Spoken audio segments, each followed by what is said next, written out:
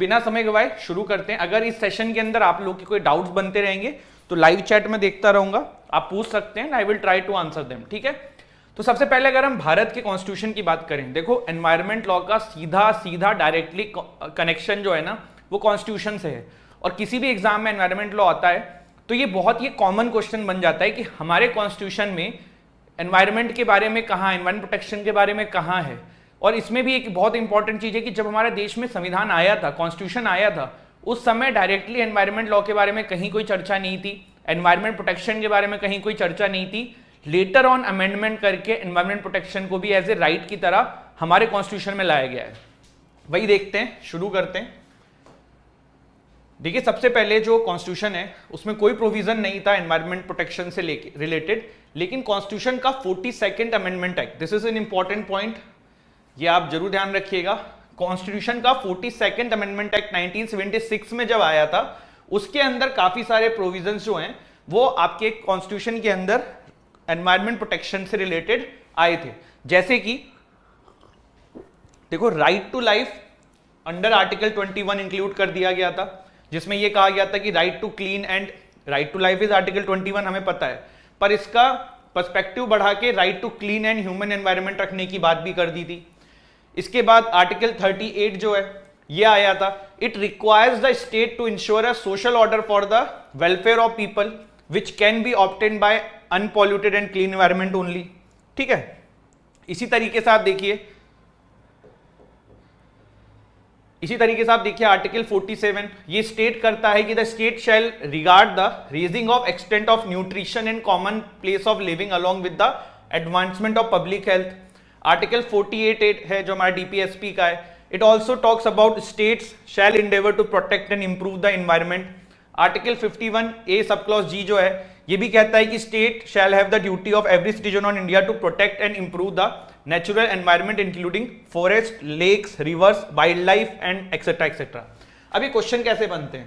Question ऐसे बन सकता है कि इनमें से फला फला आपके चार ऑप्शन दे दिए कि भाई कौन सा आर्टिकल डील करता है एनवायरमेंट प्रोटेक्शन से, या इस तरीके का, या फिर कोई आपसे सीधे स्पेसिफिकली पूछ लिया कि आपको हमको एनवायरमेंट को प्रोटेक्ट करना है, ये बात कहाँ लिखी है कॉन्स्टिट्यूशन में।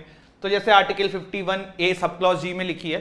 तो एनवायरमेंट लॉ में ऐसे बहुत ही बेसिक क्वेश्चंस आपके क्लैट पीजी में आते हैं, तो इसीलिए आपको वही सारा इस पूरे सेशन में करने की कोशिश करी जाएगी। अगर आपको ये आता है तो रिवीजन हो जाएगा, नहीं आता है तो प्लीज नोट डाउन करते चलिएगा। अगर नहीं नोट डाउन कर पा रहे तो लेटर ऑन नोट डाउन करिएगा जब आपका ये सेशन एंड हो जाएगा। ठीक है, आगे बढ़ते हैं।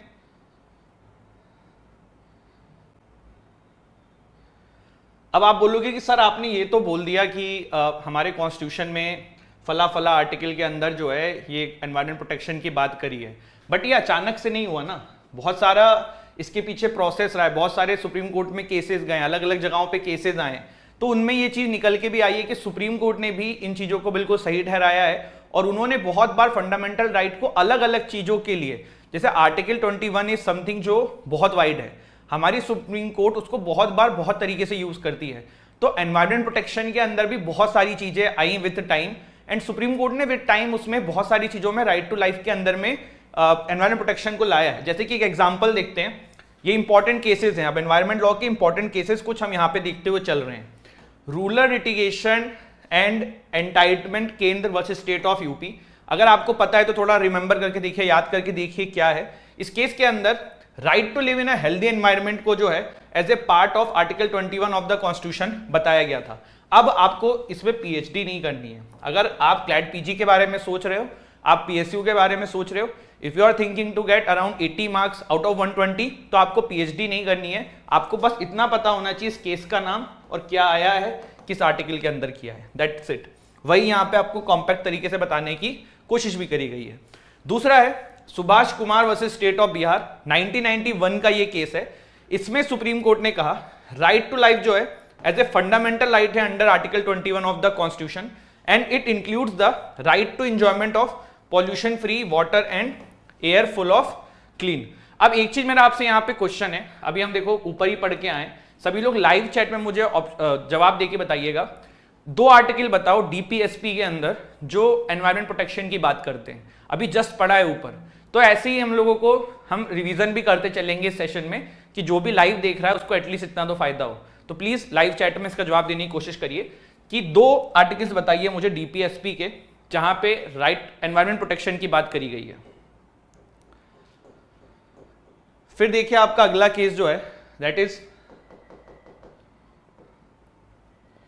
MC Mehta versus union of India. 1987 का ये केस है जिसको ओलम गैस लीक केस के नाम से भी जानते हैं। इस केस के अंदर सुप्रीम कोर्ट ने ये कहा right to live in pollution free environment as a part of fundamental right to life under article 21 of the constitution. ये हम ये देख रहे हैं कि आर्टिकल 21 के अंदर जो है कैसे कैसे सुप्रीम कोर्ट ने भी इसको सपोर्ट किया है। Damodar Rao versus SO municipal corporation, इसमें भी सुप्रीम कोर्ट ने कहा है polluting the environment amounts to violation of right to life under article 21। MC Mehta versus union of India 2002 का केस है। सुप्रीम कोर्ट ने इस केस के अंदर ये कहा article 39 sub clause E 47 48 A collectively cast a duty on state to secure public health and environment protection. तो देखो कैसे यही तो क्वेश्चंस बनते हैं और क्या बनेगा बेसिक। अब जैसे एमसी मेहता केस है, हम बहुत बार क्या करते हैं कि बस MC Mehta versus union of India, MC Mehta versus union of India ये याद कर लिया, बट इसको ऐसे याद मत करो। 1987 का ओलम गैस लीक केस था, है ना। फिर 2002 का ये आपका डीपीएसपी वाला केस था। अगर आप इसको क्रोनोलॉजिकली दिमाग में सेट नहीं करोगे, सिर्फ रट्टाफिकेशन पे काम करोगे, नहीं हो पाएगा। बात समझो, रटना जहां पे जरूरत है वहां रटो, पर थोड़ा सा समझो। अब जैसे एमसी मेहता पे आपसे वही मैंने जैसे क्वेश्चन पूछा, ऐसा आ गया एग्जाम में, तो क्रोनोलॉजिकल ऑर्डर में कैसे लगाओगे अगर आपको यही नहीं पता कि किस ईयर में क्या आया था। और जिसने एनवायरमेंट लॉ थोड़ी बहुत पढ़ी है तो उसको पता हो कुछ नहीं तो 15-20 केस है एमसी मेहता के। इंपॉर्टेंट अगर देख लें तो 8-9 तो है ही हैं। तो भाई आपको पता होना चाहिए क्रोनोलॉजिकल ऑर्डर में, ये बहुत इंपॉर्टेंट है। ठीक है, इतने में किसी को कोई डाउट है तो पूछ सकता है। स्नेहल ने बताया 38 एंड 49 ए, रिया ने भी बोला 38 एंड 48 ए। ठीक है, बहुत अच्छा, आप लोगों का जो डीपीएसपी वाला था सही जवाब है।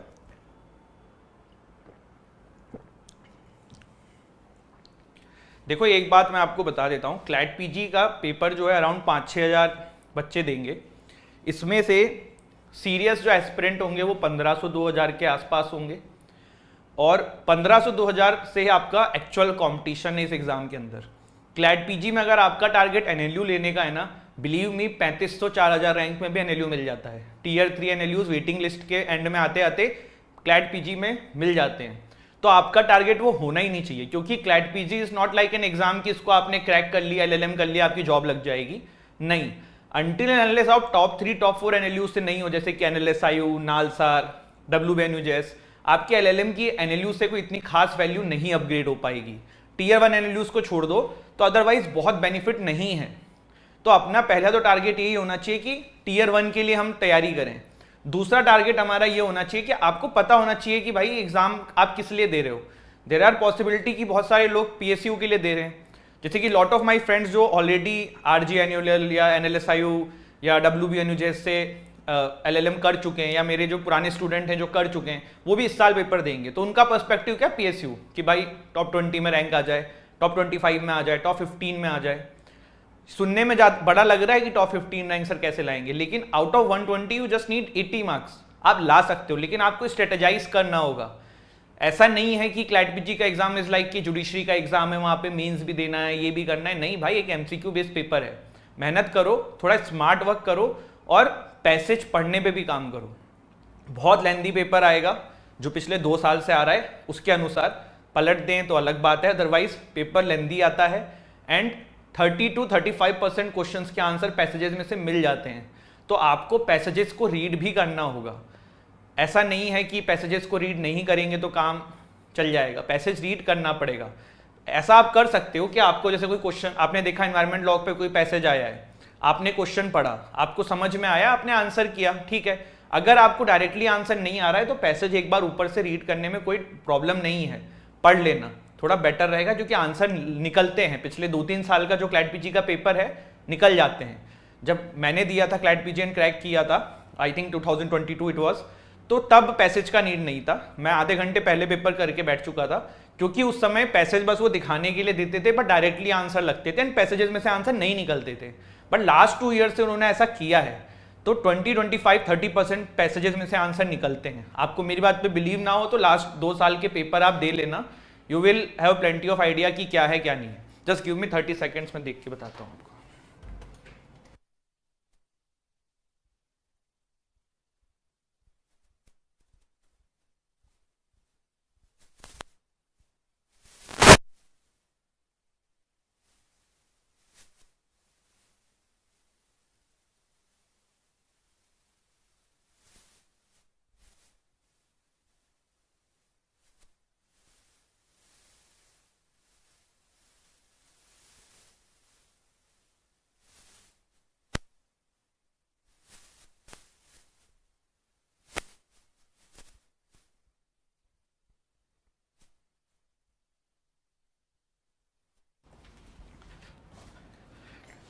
ठीक है गाइज, लेट्स स्टार्ट। एक्चुअली कोई टेक्निकल इशू आया था, तो मेरा पॉइंट ये है आप लोगों से कि प्रीवियस ईयर पेपर सॉल्व कर लो, उससे थोड़ा आइडिया लग जाएगा एंड थोड़ा रीडिंग पे भी काम करो एंड स्मार्ट वर्क से पढ़ो। 2 महीने हैं, अगर आपने 30-40% भी प्रिपरेशन कर रखी है, अच्छा खासा टाइम है, आप आराम से क्रैक कर सकते हो। ठीक है, बस थोड़ा सा आपको फोकस करने की जरूरत है। अब हम बात करते हैं स्पेसिफिक एक्ट जो डील करते हैं एनवायरमेंट के इशू से। इन एक्ट पे भी क्वेश्चन आ जाता है, जैसे कि फला एक्ट किस ईयर में आया था, या ये एक्ट किस चीज़ से रिलेटेड है। ठीक है, तो इस तरीके की चीज़ें जो हैं वो होती रहती है।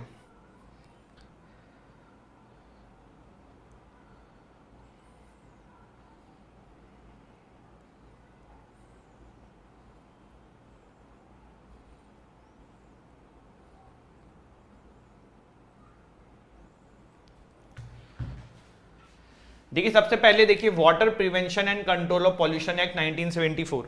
ये एक्ट किस चीज से डील करता है?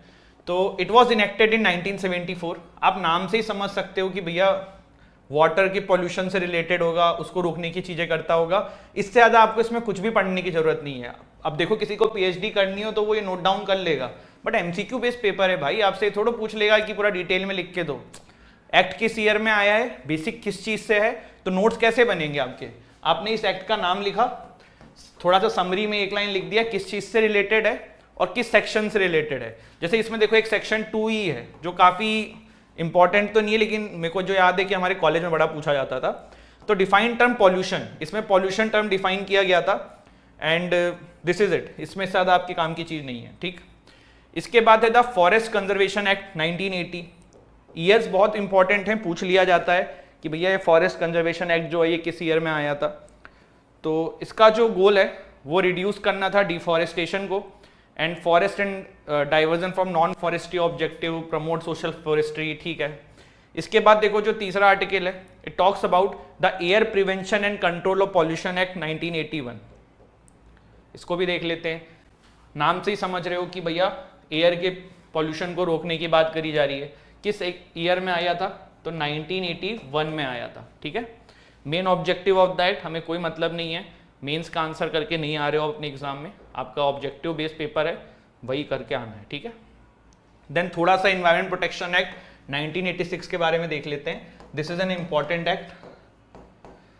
देखो, जब भोपाल गैस ट्रेजेडी हुई थी हमारे देश के अंदर, उसके बाद गवर्नमेंट को समझ में आया कि भाई इस तरीके की एक्ट की जरूरत है जहां पे चीजों को रेगुलेट किया जा सके, and then environment protection act 1986 को लाया गया।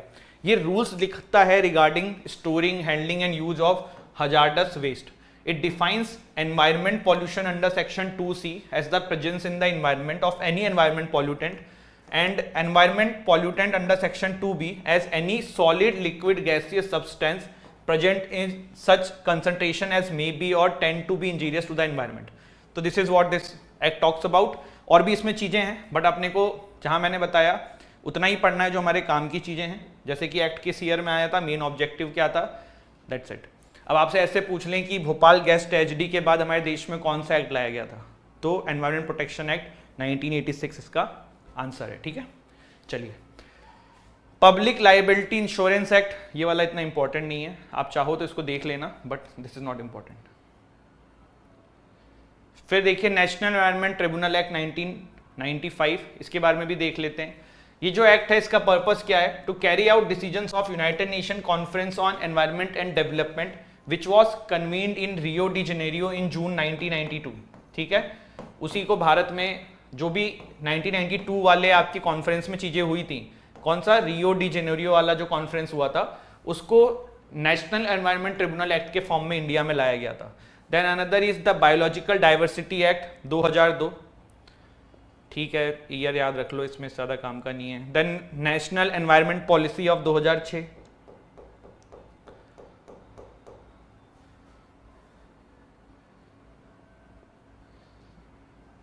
फिर है देखिए national green tribunal act 2010, NGT act जिसको बोलते हैं, ये देख लेते हैं, थोड़ा सा इंपॉर्टेंट है। तो इस एक्ट का पर्पस क्या था? Establishment of national green tribunal, किस लिए? To effective and expeditious disposal of case relating to environment protection. Basically NGT का काम क्या है? एनवायरमेंट प्रोटेक्शन रिलेटेड जितने भी केसेस आ रहे हैं उसको स्पीडी सुनना, उसको सॉल्व करना, उसको जो भी उसमें प्रॉब्लम आ रही है उसको सॉर्ट आउट करके खत्म करना। तो इसलिए इसको बनाया गया था। और to conserve forest and other natural resources, enforcement of legal rights relating to environment etcetera etcetera, ठीक है।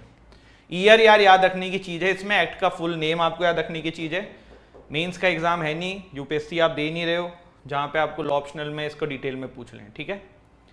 देन एनजीटी का एक इंपॉर्टेंट क्वेश्चन बन सकता है, वैसे तो नहीं पूछना चाहिए, बट अगर पूछ लिया तो एनजीटी जो है वो किस किस मामले को सुनती है या किस किस मामले में एनजीटी फैसला देती है, जो ट्रिब्यूनल है, नेशनल ग्रीन ट्रिब्यूनल है, वो किस किस चीज से रिलेटेड मैटर को सुनती है। तो ये जो आपके 7 एक्ट हैं, water prevention and control of pollution act, water prevention control of pollution cess act, the forest conservation act, the air prevention and control of pollution act, the environment protection act 1986, the public liability insurance act 1991, biological diversity act 2002, ये जो आपके act हैं, इनसे कोई भी matter in particular act के अंदर आएगा तो वो एनजीटी के पास जाएगा, ठीक है। Then there is this wild life protection act 1972, ये जो हमारे देश में एनिमल्स हैं उनके प्रोटेक्शन के लिए लाया गया था, ठीक है। तो ये बेसिक थोड़े से आपके एक्ट हो गए थे।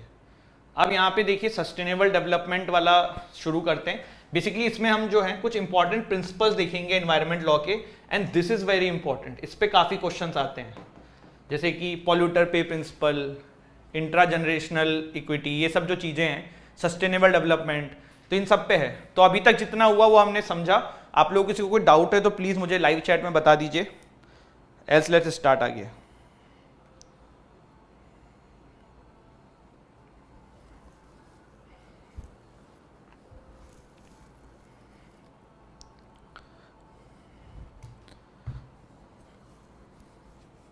ठीक है, देखो सस्टेनेबल डेवलपमेंट को हम समझें उससे पहले आप सस्टेनेबल से क्या समझते हो? सस्टेनेबल से बेसिकली मतलब होता है स्थिरता से चीजें करना, मतलब थोड़ा आराम से चीजों को करना। तो बेसिकली सस्टेनेबल डेवलपमेंट क्या है? सस्टेनेबल डेवलपमेंट करने की एनवायरनमेंट के लिए काफी ज्यादा बोला जाता है। बेसिकली इसका मतलब ये कि जितने भी डेवलपिंग कंट्रीज हैं या जितने भी डेवलप कंट्रीज हैं, कोई भी इंफ्रास्ट्रक्चर क्रिएट कर रहे हैं, डेवलप कर रहे हैं अपने देश को, करो भाई, कोई इशू नहीं है, लेकिन सस्टेनेबल तरीके से करो, मतलब एनवायरनमेंट का भी ध्यान रख के करो, दोनों की जगह है। समझ रहे हो मेरी बात? बेसिकली सस्टेनेबल डेवलपमेंट का प्रिंसिपल जो है वो ये कहता है कि आपको जितना डेवलपमेंट करना है आप करिए, लेकिन साथ साथ एनवायरनमेंट का भी ध्यान रखिए। ऐसा नहीं कि आप एनवायरनमेंट को हार्म करते हो डेवलपमेंट करे जा रहे हैं। तो this is what sustainable development का प्रिंसिपल टॉक्स अबाउट। पढ़ भी लेते हैं। Need to amalgamate the present development and future sustainability was felt. A doctrine called sustainable development was introduced so that every generation can benefit from it. Sustainable development in simple terms refers to development that is sustainable. ठीक है, मैंने आपको summarise कर दिया है। Basically इसका meaning क्या है?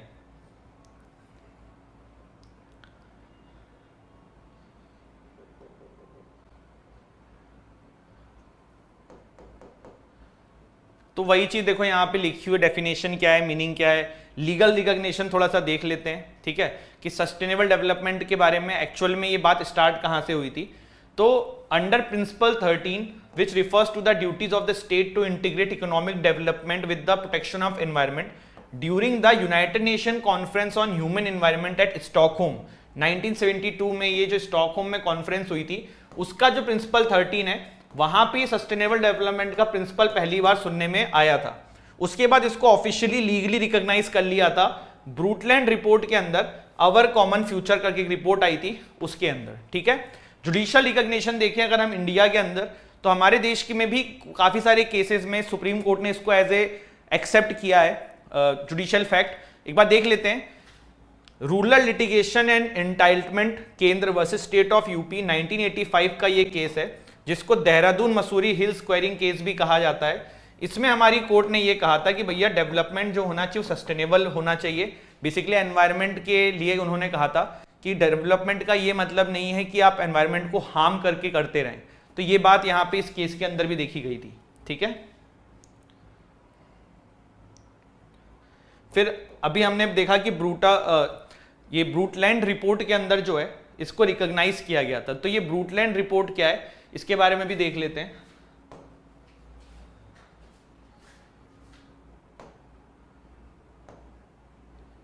आई थिंक इट्स हैंग कर रहा है थोड़ा सा, just give me a second यार। हाँ, तो देखो जो ब्रूटलैंड रिपोर्ट है ये फोकस करती है meaning of sustainability and stated that is the fusion of economics. भाई ये सब हटाओ, बिल्कुल काम का नहीं है। आपके काम की चीज जो यहाँ पे थी वो सस्टेनेबल डेवलपमेंट क्या है, कहाँ से आया, एंड हमारे देश में कौन से वर्डिक्ट के अंदर पहली बार सस्टेनेबल डेवलपमेंट को जुडिशरी ने भी एक्सेप्ट किया। अब there are some principles of sustainable development, ये एग्जाम्स में आते हैं, इनकी डेफिनेशंस आपको पता होनी चाहिए, इसको आपको समझना भी होगा होता क्या है, ये प्रिंसिपल कौन से हैं। तो ये प्रिंसिपल ऑफ सस्टेनेबिलिटी जो हैं ये आपके 7 प्रिंसिपल हैं। पहला है intergenerational equity, equitable use of national resource, अभी हम सबको एक एक डिटेल में देखेंगे। The precautionary principle, the polluter pay principle, common but differentiated responsibility, public trust doctrine, financial assistance to the developing countries, ठीक है। अब इनको हम एक एक करके सबको देखते हैं। देखो प्रिकॉशनरी प्रिंसिपल सबसे पहले हम समझते हैं। मैं बिल्कुल ये क्या लिखा हुआ है ना इस पे बात ही नहीं करूंगा, आपको बिल्कुल लेमन लैंग्वेज में समझाने की कोशिश करता हूं। प्रिकॉशन से क्या समझते हो आप लोग, मुझे बताओ जल्दी। प्रिकॉशन से क्या समझते हो? हमने बहुत बार जिंदगी में सुना हुआ है precaution is better than cure, है ना, या prevention is better than cure. तो इसका मतलब क्या है? इसका मतलब ये कि प्रिकॉशियस रहो, चीजों को देख के समझ के करो। तो प्रिकॉशनरी प्रिंसिपल ना बेसिकली यही कहता है कि जब भी कोई डेवलपमेंट हो, जब भी कोई चीज ऐसी हो जिससे इन्वायरमेंट पे इंपैक्ट पड़ सकता है, उस पर सारी प्रिकॉशंस रखी जाएं, उसकी प्रॉपर जांच करी जाए, तभी वो चीज करी जाए। ये लेमन लैंग्वेज में मैंने आपको समझाया है, अब थोड़ा सा पढ़ लेते हैं। Precautionary principle first appeared in international legal instrument in mid 1980s। ये कुछ गाइडेंस देता है, क्या गाइडलाइंस देता है, जैसे कि एंटिसिपेटरी एक्शन, जैसे कि आपको पता है आप यहाँ पे कुछ कर रहे हो जिससे इन्वायरमेंट को नुकसान पहुंच सकता है, तो आप पहले एंटिसिपेट कर लो कि क्या किया जा सकता है जिससे कि ना हो। राइट टू नो, अगर किसी कम्युनिटी में पर्टिकुलर जगह पे आप कोई डेवलपमेंट का प्रोजेक्ट कर रहे हो या पर्टिकुलर जगह पे कुछ ऐसी चीज कर रहे हो जिससे इन्वायरमेंट को इम्पैक्ट पड़ सकता है, तो जो वहां की कम्युनिटी है उसको इन्फॉर्म करो, तभी ये करो अगर कम्युनिटी अप्रूव कर रही है। अल्टरनेटिव असेसमेंट, जैसे मान लो एक क्रिकेट ग्राउंड बनना है, अब वो भाई एक पर्टिकुलर गांव है, वहां पे बहुत सारी जमीन को छीन के बनेगा और जो पूरा जंगल अंगल है वो कट जाएगा। तो अल्टरनेटिव असेसमेंट क्या कि कहीं और खाली जगह है क्या जहां पे वो गांव को हटाना ना पड़े या वो जंगल को काटना ना पड़े, तो अल्टरनेटिव असेसमेंट देखने की कोशिश करी जाती है। देन फुल कॉस्ट अकाउंटिंग की बात करी जाती है। फुल कॉस्ट अकाउंटिंग क्या होता है? कॉस्ट बेनिफिट एनालिसिस की, भाई इतना वहां पे किया जा रहा है तो बेनिफिट होगा भी कि फर्जी कर रहे हैं, इतना फायदा होना भी है कि नहीं होना है। पार्टिसिपेटरी डिसीजन प्रोसेस, जो भी उसमें इन्वॉल्व है उनका डिसीजन लिया जाए। तो ये आपके लिए इतना इंपॉर्टेंट नहीं है, ये 5 पॉइंट्स मैंने समझाने के लिए बता दिया। मेन आपको ये पता होना चाहिए प्रिकॉशनरी प्रिंसिपल बेसिकली किस चीज से रिलेटेड है, ठीक है। अब आ जाते हैं अगले के ऊपर। इंडिया के सिनेरियो में भी देख लो तो सुप्रीम कोर्ट ने Vellore citizens forum versus union of India, इस केस के अंदर प्रिकॉशनरी प्रिंसिपल के बारे में कहा था। एंड ये कहा था कि भैया ये इन्वायरमेंट लॉ जो हमारे देश में है उसका इसेंशियल इंग्रेडिएंट है प्रिकॉशनरी प्रिंसिपल। तो ये बेसिकली इस केस के अंदर भी सुप्रीम कोर्ट ने वैलिड कर दिया था। देन अगला जो है वो है पॉल्यूटर पे प्रिंसिपल।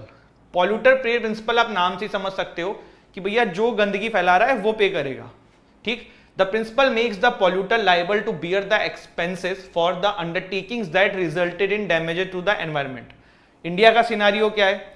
इंडिया का सिनेरियो भी देख लेते हैं। MC Mehta versus union of India, जो ओलम गैस लीक केस है, इसमें सुप्रीम कोर्ट ने साफ साफ ये कहा था कि जो Shriram foods and fertilizer industries हैं जिसके वजह से ये पूरी चीजें हुई, उन्होंने प्रिकॉशन लिया भी था कि ये चीज ना हो, स्टिल वो इसके लिए लाइबल हैं और वो कंपनसेट करेंगे irrespective of reasonable care taken by them. सिर्फ यही केस नहीं है, Indian council for environmental legal action versus union of India, इस केस में भी सुप्रीम कोर्ट ने इस चीज के बारे में कहा था। Then Vellore citizen welfare forum versus of India, यहां भी सुप्रीम कोर्ट ने पॉल्यूटर पे प्रिंसिपल के बारे में कहा था। ठीक है, अब बात करते हैं इंटरजनरेशनल इक्विटी। अब ये क्या है, थोड़ा सा इसको समझने की कोशिश करते हैं। इंटरजनरेशनल इक्विटी से बेसिकली मतलब ये कि आज मैं हूं, ठीक है, कल को मेरे बच्चे होंगे, आज आप हैं, कल से आपकी जनरेशन आगे बढ़ेगी। तो आज आप तो ठीक ठाक एनवायरनमेंट में जी रहे हो, बट जो आपके आगे की जनरेशन है उनको आप कैसा एनवायरनमेंट छोड़ के जाओगे? जिस तरीके से हम लोग पॉल्यूशन कर रहे हैं, तो आगे वाली जो जनरेशन है उनको और ज्यादा डिग्रेड कंडीशन में एनवायरनमेंट मिलने वाला है। तो बेसिकली इंटरजनरेशन इक्विटी जो है वो ये कहता है कि भाई जो अनबॉर्न्स हैं, जो अभी फ्यूचर में होंगे, उनके राइट की भी बात करता है कि भाई उनको भी इक्वल एनवायरनमेंट मिलना चाहिए जैसा आज हमको मिल रहा है, और उनके राइट्स की बात करता है। समझ में आया? अब इसमें भी एक केस है, जैसे हमारे देश के अंदर मैं आपको बताता हूं, केस का नाम था अनबॉर्न चाइल्ड से रिलेटेड था। हाँ ठीक है, AP pollution control board versus MB Naidu. इसमें एक बेबी जो है वो वॉर्म में था मदर के, तो उस बेबी के राइट की बात कोर्ट ने करी थी कि भाई उस बेबी का भी राइट है, फंडामेंटल राइट है कि वो जब आए इस दुनिया में तो उसको भी एक हेल्थी एनवायरनमेंट मिले।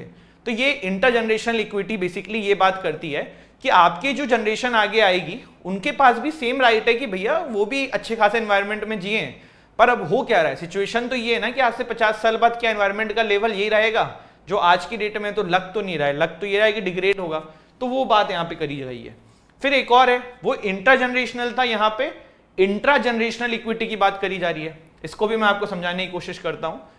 ठीक है, मान लो हम लोग पहाड़ों पे जाते हैं ना, कभी आप लोग घूमने गए होगे, तो पहाड़ों में जैसे हिमाचल हो गया, उत्तराखंड हो गया, तो वहां के जब आप गांवों में जाओगे, या आप किसी राजस्थान के बहुत ही आइसोलेटेड गांव में चले जाओ, या कहीं भी किसी आइसोलेटेड गांव में चले जाओ, वहां का व्यक्ति क्या पर डे उस लेवल का पोल्यूशन करता है जो शहर में बैठ के आप और हम कर रहे हैं? जवाब है नहीं। ना वहां पे देखो जल्दी कोई एसी यूज करता है, ना वहां पे फ्रिज व्रिज, मैं बहुत एक आइसोलेटेड एरिया की बात कर रहा हूं, मान लो वहां पे कोई फ्रिज भी यूज नहीं करता होगा, कार वार भी कंपेटिवली शहर कम यूज कर रहे हैं, तो भाई उनका तो मतलब फिर ये तो गलत है ना कि हम पॉल्यूशन करे जा रहे हैं, उनको भी नुकसान हो रहा है। आप समझ रहे हो? तो सब में इक्विटी होनी चाहिए, इंट्रा जनरेशनल भी इक्विटी होनी चाहिए कि कोई अमेरिका में बहुत पॉल्यूशन करके बैठा हुआ है, उसका फर्क जो है वो नेपाल के बंदे को ना हो, बट हो रहा है ना। देखो आज की डेट में क्या है, जो डेवलप्ड कंट्रीज है लाइक अमेरिका, रशिया, चाइना, ये लोग बहुत पहले से पॉल्यूशन करते हुए आ रहे हैं, और जो डेवलपिंग कंट्रीज जैसे कि इंडिया और भी जो हमारे आसपास डेवलपिंग कंट्रीज में आते हैं, ये लोग अब कुछ पिछले 10-12 साल से इन्होंने इंडस्ट्रियलाइजेशन इनके यहाँ पे पनपा है, भारत में पनपा है, हम लोग अब कुछ लेवल पे डेवलपमेंट करने के प्रति आगे बढ़ रहे हैं, तो हमारे यहाँ भी अब पॉल्यूशन हो रहा है। लेकिन अमेरिका और हम इक्वल नहीं है, वो 50, 60, 70, 80 साल से कर रहे हैं, वहां पे बहुत पहले से सब डेवलपमेंट इन सारी चीजें चालू हो चुकी हैं, बट इंडिया में तो अभी आया है ना 20-25 साल पहले। तो आर वी इक्वल नहीं, वो लोग ज्यादा लाइबल है, भाई तुम लोग बहुत ज्यादा पॉल्यूशन करके बैठे हुए हो। तो ये जो इंट्रा जनरेशन इक्विटी है ना, बेसिकली ये बात करती है कि भाई आपका, अमेरिका वाले का और आपका जो है सबका इक्वल राइट है, पर वो पॉल्यूशन ज्यादा कर रहे हैं, उसका फर्क आपको पड़ रहा है। तो इसलिए इसमें यह कहा जाता है कि भैया जो ज्यादा पॉल्यूशन करे वो ज्यादा पे करे, बेसिकली ये बात यहां पे करी जाती है। ठीक है, फिर है कॉमन बट डिफरेंशिएटेड रिस्पॉन्सिबिलिटी, जो ऊपर बात कही है वही नीचे भी है। इसमें बेसिकली मतलब ये कि जो डेवलप्ड कंट्रीज हैं वो ज्यादा पे करें अलग अलग जगहों पे टू प्रोटेक्ट द एनवायरनमेंट, जो डेवलप्ड कंट्रीज हैं वो डेवलपिंग कंट्रीज की मदद करें, उनको पे करें कि भाई कैसे वो पॉल्यूशन को कम किया जा सकता है, क्योंकि आपने बहुत पहले से करते हुए आ रहे हो, डेवलपिंग कंट्रीज अब शुरू हुई हैं। अब देर आर, तो आप ऐसी सोचो कि there are country like Burundi, African country है, भाई वहां पे तो कुछ है ही नहीं, पैसा ही नहीं, वहां पॉल्यूशन क्या हो रहा होगा? कुछ नहीं हो रहा है, बट प्रॉब्लम तो उनको भी होगी ना, एनवायरनमेंट तो आप अमेरिका में खराब होगा तो वो इंडिया में भी कुछ समय में होगा। एयर तो ऐसा थोड़ा है कि कहीं लॉक कर दिया तो अमेरिका की एयर भारत नहीं आ रही है, सब जगह की सेम है, तो ये वाली प्रॉब्लम हो जाती है। ठीक है, फिर है पब्लिक ट्रस्ट डॉक्ट्रिन, ये बहुत पहले से है, रोमन एम्पायर के टाइम से पब्लिक ट्रस्ट डॉक्ट्रिन के बारे में समझा जाता है, सुना जाता है। इसमें बेसिकली ये कहा जाता है कि प्राइवेट ओनर्स के ऊपर मत छोड़ दो एनवायरमेंट प्रोटेक्शन की जिम्मेदारी, ये सरकार का काम होना चाहिए कि वो अपने ऊपर लें और वो इंश्योर करें कि भैया एनवायरमेंट जो है वो सही है, एनवायरमेंट प्रोटेक्शन किसी प्राइवेट इंस्टीट्यूशंस के ऊपर नहीं छोड़ देना चाहिए। ऐसा ये केस था MC Mehta versus Kamal Nath and others 1996 का, इसमें हमारे देश की कोर्ट ने यही कहा था कि भैया आपने किसी प्राइवेट कंपनी को लीज पे क्यों दे दिया, ये तो आपकी जिम्मेदारी है कि आप जो है, वो केस क्या था मुझे नहीं पता, बेसिकली इसमें ये किया गया था कि शायद कोई पर्टिकुलर एरिया था, वहां पे उसके क्लीनिंग एंड पॉल्यूशन रोकने की जिम्मेदारी प्राइवेट कंपनी को लीज पे दे दी गई थी। तो उसी के अगेंस्ट में केस हुआ था कि भाई आप ये नहीं कर सकते हो, ये गवर्नमेंट की जिम्मेदारी है, वो करें। फिर there is Indian council of enviro legal action versus union of India. इसमें सुप्रीम कोर्ट ने डायरेक्ट किया था पॉल्यूटिंग इंडस्ट्रीज को to compensate for the harm caused by them to the villagers in the affected areas, specially to the soil and underground water. फिर है intellectual forum Tirupati versus state of Andhra Pradesh. इस case के अंदर national अबडेंस society versus superior court of एल्पिन country, देख लेना क्या है, ये नाम पता होना चाहिए बस। फिर जो लास्ट प्रिंसिपल है, हमने देखा था 7 प्रिंसिपल है, उसमें जो लास्ट प्रिंसिपल है financial assistant to developing countries, basically यही कहता है कि जो डेवलप्ड कंट्रीज हैं वो मदद करें डेवलपिंग कंट्रीज की, क्योंकि भाई डेवलप कंट्रीज पहले से ही पॉल्यूशन करते हुए आ रहे हैं। अभी किसी को समझ में नहीं आया होगा कि सर आप ये क्यों कह रहे हो कि डेवलप कंट्रीज पहले से पॉल्यूशन कर रहे होंगे एंड डेवलपिंग कंट्रीज अभी अभी करना शुरू की हैं। तो आप देखो आज की डेट में आप अमेरिका को भारत से कंपेयर करो, ठीक है, हमारे देश में कोई चीज आ जाती है ना, वो अमेरिका में 20 साल पहले है। तो ऐसा थोड़ा कि वहां पे लोग इंटेलिजेंट हैं तो वहां 20-25 साल पहले वो चीजें आ गई थी। रीजन ये था कि भाई हमको आजादी 1947 में मिली है, ठीक है, उसके बाद धीरे धीरे करके भारत पहले तो गरीबी से निपटा है, फिर धीरे धीरे करके 1992 में जब एलपीजी रिफॉर्म्स आए तो वहां से थोड़ा डेवलपमेंट एंड इंडस्ट्रियलाइजेशन ये सब शुरू हुआ है। तो nobody can compare us to the America ना, भाई उनको बहुत समय मिला है डेवलप करने के लिए, हमें नहीं मिला है। तो आप ये सोचो कि वो जब से डेवलप हैं वो तब से भाई पॉल्यूशन करे जा रहे हैं। इंडस्ट्रियलाइजेशन तो आई थिंक 1900 के आसपास से वेस्टर्न कंट्रीज में शुरू हो चुका था और उससे पहले भी बहुत जगहों पे। तो ब्रिटिश को देख लो, वो कब से भारत से सामान ले जाके अपने कंट्री में बनवाते थे। कपड़े का जो जूट एंड ऑल होता था वो यहाँ से पहले अपने कंट्री ले जाते थे, वहाँ कपड़ा बनाते थे, फिर वापस भारत लाके बेचते थे उस पर इम्पोर्ट ड्यूटी लगा के। तो मतलब ये सब तो उनके पास पहले से टेक्नोलॉजी आ चुकी है ना, बट भारत में नहीं थी। तो वो लोग तो कब का पोल्यूशन कर रहे हैं, तो कहीं भी हम उनके कंपेरेटिवली इक्वल नहीं है, उन्होंने ज्यादा गंदगी करी है। तो इसीलिए बोला जाता है कि भैया जो ये बड़ी कंट्रीज हैं, जो डेवलप्ड कंट्रीज हैं, ये ज्यादा पे करें एंड डेवलपिंग कंट्रीज की मदद करें। ये सब कहा जाता है, कितना होता है नहीं होता ये सब अलग बात है, बट आपको पता है कि देर आर कहने की सारी चीजें से यूएन है, ये लोग समय समय पर 50 चीजें कहते हैं, बट होता कितना है वी ऑल नो, ठीक है। अब यही देखो, जो अभी हमने थोड़े से डिक्लेरेशंस देखे हैं, अब ये इंटरनेशनल कुछ कन्वेंशंस हुए हैं जहां पे समिट हुई हैं, मीट्स हुए हैं, रिपोर्ट्स निकली हैं, तो उनको थोड़ा सा समराइज फॉर्म में देख लेते हैं। जैसे कि स्टॉकहोम डिक्लेरेशन 1972 में हुआ था, ठीक, just give me a second guys, ठीक है। तो stabilize the framework for model global environment law, acknowledgement that different approaches are needed to solve the problems of developed and developing countries, recognize that a healthy environment is an extension of human right, present the concept of intergenerational equity, ठीक है। Then there is the Vienna Convention for the Protection of Ozone Layer 1985, basically इसमें ozone layer के protection की बात करी गई थी। फिर है the Montreal protection on substance that deplete the ozone layer 1987। अब सीरियल इनका थोड़ा सा सीरियल से ही नोट करना कि जस्ट इन केस कुछ पूछ लें तो सीरियल भी आपको ध्यान रहे। देन ये ब्रूटलैंड कमीशन 1987, जिसको हम ब्रूटलैंड रिपोर्ट के नाम से भी जानते हैं, the report of the world commission on environment and development, जिसको ब्रूटलैंड रिपोर्ट के नाम से भी जानते हैं, तो ये 1987 में हुई थी, ठीक। The Rio declaration and environment and development 1992 में हुई थी।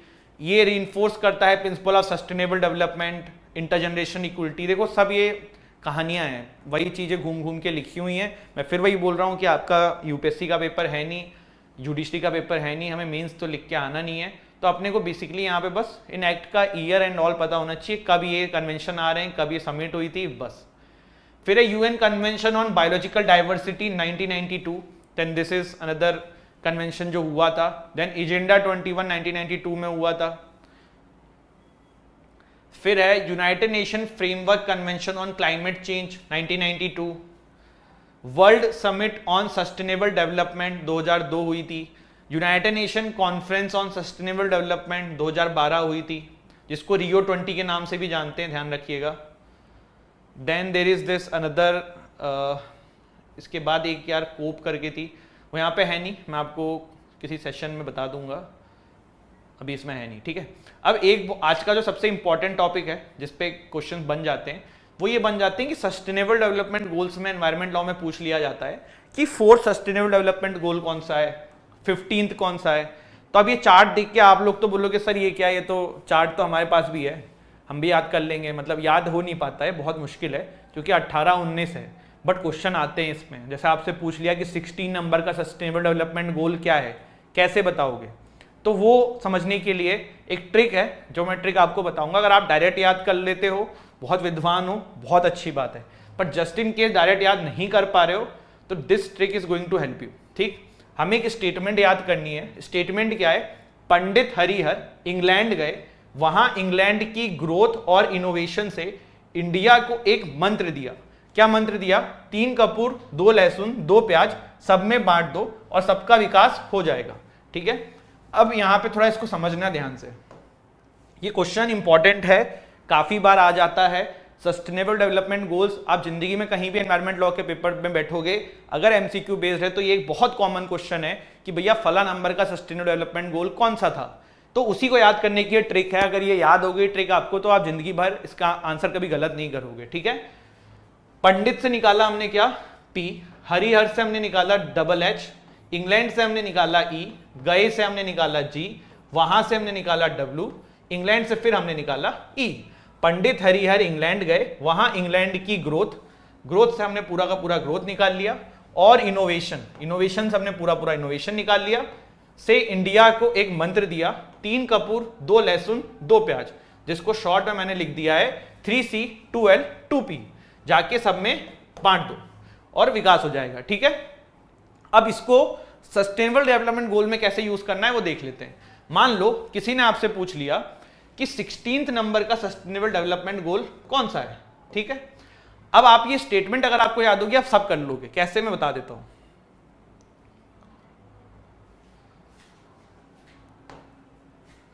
ठीक है, देखो पहला क्या लिखा हुआ है, सबसे पहले पंडित से क्या बना, पी से बना पॉवर्टी, ठीक। ये स्क्रीन में एक बार आ जाए, जल्दी से मुझे बताओ आप लोगों को दिख रहा है ना अभी, ऐसे कोई दिखने में दिक्कत तो नहीं हो रही, क्योंकि अब एक स्क्रीन में है तो समझाने में थोड़ा इजी रहेगा। पंडित से बना क्या, poverty, H hunger and health, E से बना एजुकेशन, जी से बना जेंडर इक्वलिटी, डब्ल्यू से बना वाटर, ई से बना एनर्जी, ग्रोथ से बना डायरेक्ट ग्रोथ, इकोनॉमिक ग्रोथ की बात हो रही है, फिर इनोवेशन से बना इनोवेशन इंफ्रास्ट्रक्चर, देन आपका इनोवेशन के बाद वापस आई आ जाता है, इनइक्वलिटीज बन गया, देन आपका फिर आ जाता है क्या 3C 2L 2P, मतलब लगातार 3 बार C आएंगे, है ना। तो communities, consumption, climate action, 2L आ गया life below water, life on land, 2P आ गया peace, justice and strong institution, partnership for the goals. अब आप बोलोगे कि सर ये तो एक एक वर्ड है, हमें तो पूरा करना होगा ना। तो देखो मैंने फिर बोला है, ये एमसीक्यू बेस्ड एग्जाम में काम आएगा, क्योंकि वहां पे पूरा का पूरा ऑप्शन आपके सामने लिखा होगा, आप आराम से कर लोगे। जहां पे राइट करके आना होगा वहां नहीं कर पाओगे, वहां ये ट्रिक काम नहीं आएगी। थोड़ा रिमेंबर के लिए आ सकती है बट डायरेक्टली नहीं आएगी। बट एमसीक्यू बेस्ड पेपर में ये ट्रिक इज वेरी यूजफुल, आप गलत नहीं करोगे। जैसे मान लिया किसी ने आपसे पूछा था 16 नंबर का, मतलब 2P का एक P, पहले 2P लास्ट में है, एक P। अब ऑप्शन आपको दिया हुआ है पीस वाला, एजुकेशन वाला, हंगर वाला और नो पॉवर्टी वाला, ठीक। अब जस्ट इन केस आप कंफ्यूज भी हो गए कि चलो सर ये भी पॉवर्टी आ गया, यहाँ पे पीस भी हो गया, तो इतना तो अपने को पता है ना कि पॉवर्टी स्टार्टिंग में था, पीस नीचे था, तो एक पीस से जो बन रहा है यहाँ पे क्या पीस बन रहा है। तो ये सस्टेनेबल डेवलपमेंट गोल पे कॉमन क्वेश्चन है जो एग्जाम में आ जाता है, एंड आई होप आपको ये इस सेशन के बाद आप गलत करके ना आए। अब जितना अभी तक इस सेशन में हुआ है, आप लोगों को कोई डाउट है क्या? तो देखिए बेसिकली जो थ्योरी थी ना एनवायरमेंट लॉ की, वो यहाँ पे कंप्लीट होती है। थ्योरी देखो, अब यही बात है, आप कोई भी एनवायरमेंट लॉ के अगर डिटेल में भी क्लासेस करोगे ना तो यही है, बस इसी को डिटेल में, जैसे एक्ट का डिटेल है, एक एक केस का पूरी कहानी है, जैसे ओलियम गैस लीक केस है उसकी पूरी कहानी है। मैंने भी सेमेस्टर में एनवायरमेंट लॉ दी थी कॉलेज में, तो वो केस पूरा पूछ लिया जाता है। बट एमसीक्यू बेस्ड पेपर में केस नहीं पूछेंगे, आपसे बेसिक बेसिक चीजें पूछेंगे क्या बन सकता है। तो स्मार्ट स्टडी यही होती है, इसी तरीके से करनी होती है। अब एक सेशन इसके बाद हम और लेंगे एनवायरमेंट लॉ का, जिसमें हम सिर्फ एमसीक्यू बेस्ड क्वेश्चंस कर लेंगे। थ्योरी आपकी यहां से कंप्लीट है, बेसिक सारा कंप्लीट है। मैं ये नहीं कह रहा हूं आप एनवायरमेंट लॉ इसके बाद मत पढ़िए, लेकिन आप पहले ये पढ़ लीजिए, उसके बाद बाकी सब्जेक्ट पढ़ लीजिए। अगर टाइम बचता है तो कुछ आपका मन करे तो कर लेना, otherwise this will be more than enough. आप कैसे चेक कर सकते हो? प्रीवियस ईयर पेपर उठा के देख लो, एनवायरमेंट लॉ के क्वेश्चंस करके देखो, या तो वो पैसेज में से निकलेंगे या फिर वो यहां से हो जाएंगे। और there will be some question जो इसमें से नहीं होंगे। तो मैं फिर आपको यही बोल रहा हूं कि 120 में से 120 की तैयारी नहीं कर रहे हो आप, 120 में से 75-80 लाना है। जैसे कि मुझे अभी कल एक स्टूडेंट का फोन आया था कि सर ये जजेस की बेंच का नाम पूछ लेते हैं, तो मैं कैसे, ये तो 500-1000 केस है, मैं कैसे जजेस की बेंच याद करूं? तो मैं लिस्ट बना लेती हूं, फिर मैं रटने की कोशिश करूंगी। मुझे आप कोई भी एक बंदा उठा के ले आओ, अगर कोई 1000-1500 केसेस की जजेस की बेंच याद कर सकेगा ना, मैं 1 लाख रुपए देने को तैयार हूं। नहीं कर पाएगा, कोई नहीं कर सकता, ये पॉसिबल ही नहीं है। अब करना क्या है?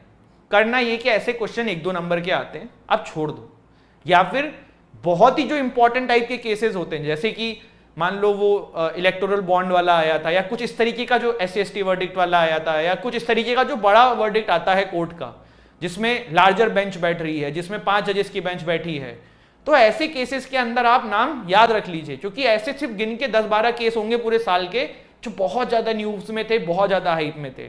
प्रोबेबिलिटी है कि उन्हीं के जजेस की बेंच पूछी जाएगी। बट अब अगर आपसे किसी बकवास केस के जजेस की बेंच पूछ ली गई, ठीक है भाई, 1 नंबर कटेगा, जाने दो। उसके लिए आप 1000 केस की लिस्ट बना के अपने जीवन के 40-50 घंटे देने के लिए बैठे हुए हो, तो ये बेकार है, ये वर्थ इट नहीं है। तो तैयारी एग्जाम की ऐसे ही करी जाती है, कहां पे कितना समय देना है ये आप सोचिए, और जहां पे जितना समय बन सकता है दो। और जैसे जूरिस्प्रूडेंस आप पढ़ोगे, तो मैं जूरिस्प्रूडेंस के लिए आपको एक गाइडेंस दे रहा हूं यहीं पे। जूरिस्प्रूडेंस के अंदर ना बहुत वास्ट है, बट आपको मेन चीजें क्या करनी है, जितने बड़े बड़े लोगों के ये जितने ज्ञाता हैं इनकी डेफिनेशंस पता कर लो, ठीक है, किस जूरिस ने क्या बोला, कुछ प्रिंसिपल हैं जूरिस्प्रूडेंस के वो देख लो, there are some important cases jurisprudence वो देख लो। तो ये कुछ चीजें हैं जो आप कर सकते हो। एंड जूरिस्प्रूडेंस के जो मैंने पिछले 2 साल में देखा है कि पैसेजेस में से भी आंसर निकल जाते हैं, तो वो भी एक चीज है। बट ये ऐसा नहीं कि आपको और कुछ नहीं पढ़ना है, सर ने बोला बस इतना ही कर लें। देखो, हमेशा तैयारी पहले मिनिमम करते हैं कि भाई इतनी चीजें तो हैं। जैसे आप कहीं खाना खाने के लिए जा रहे हो, अब आपके सामने पूरा भंडारा लगा हुआ है, लेकिन पहले जाके मिनिमम तो खाओ, थोड़ा सा पेट तो भरो हल्का फुल्का। जब वो खा लोगे तब एडवांस लेवल पे सोचना है कि आइसक्रीम खाएंगे कि डेजर्ट खाएंगे, समझ रहे हो? तो यही चीज है, पहले एक मिनिमम तैयारी तो कर लो सभी लोग कि भाई कुछ नहीं तो Tier 2 NLU तो सिक्योर हो जाए। फिर जब उस लेवल पे पहुंच जाओ, मॉक में आपके 60, 65, 70 नंबर आने लग गए, तब थोड़ा सा एडवांस के लिए सोचो, ठीक है? तो ये स्ट्रेटेजी रहनी चाहिए, एंड दिस इज इट, ठीक है? Thank you so much, and if you have like this video, don't forget to like से subscribe the channel. Jai Hind, जय भारत।